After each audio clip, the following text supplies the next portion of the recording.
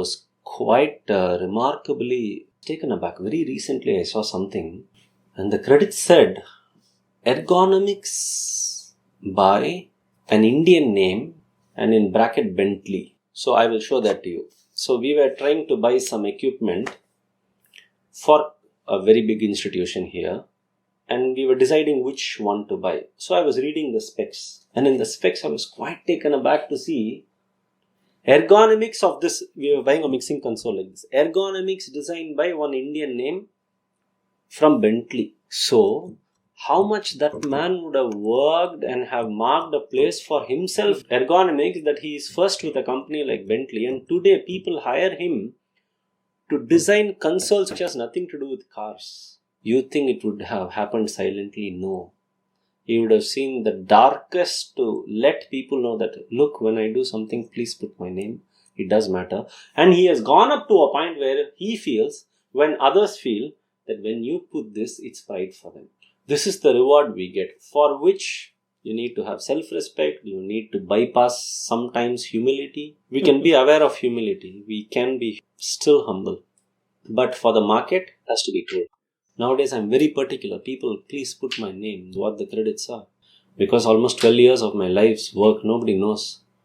And when I go and tell them, oh, nee panniya. Oh, is it yours? Oh, you played in this? Nobody knows.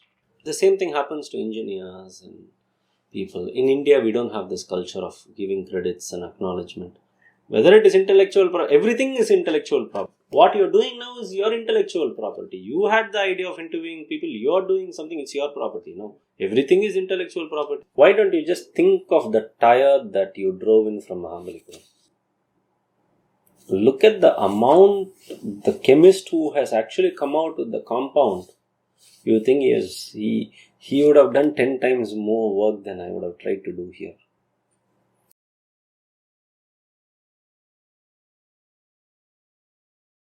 Today people come and look up to me and talk to me is only because of the Western projects, not Indian projects.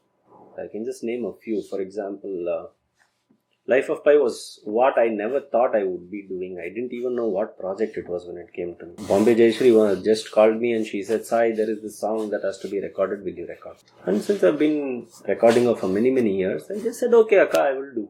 Until somebody from the West wrote to me and said, okay, so here we go. And then the email said Fox. And I was like, oh wow, this seems to be a Fox picture or something. And I just left it. And then they said, are you willing for remote location recording? Where somebody sings here and there are people to monitor real time. In short, what happens in Skype? What if that happens to music production as a whole? I was the first to do remote location recording. Yeah. So we did that here and then they were very happy that this was quite successful. And they recognized my involvement in music and the output and the quality. Then they wanted me to add on some instrumentation, for which they involved me a little more in the movie. And then I never thought that it would reach so big. You had no idea. So this is where sometimes you have to be very thankful to your stars that although your work was very less, your contribution may be just one dot compared to the animators and nothing. My job was just a 3-day job in the whole movie. And it's very insignificant in the eyes of the producer, what I do. I would be one among those little small laborers who has been a part of the movie. It has changed my life. I had this beautiful letter from the music director very recently, knowing that I've completed 10 years in the studio, which for me is my first milestone. There's a very beautiful letter from him that said, you played an integral and important part in my Oscar winning.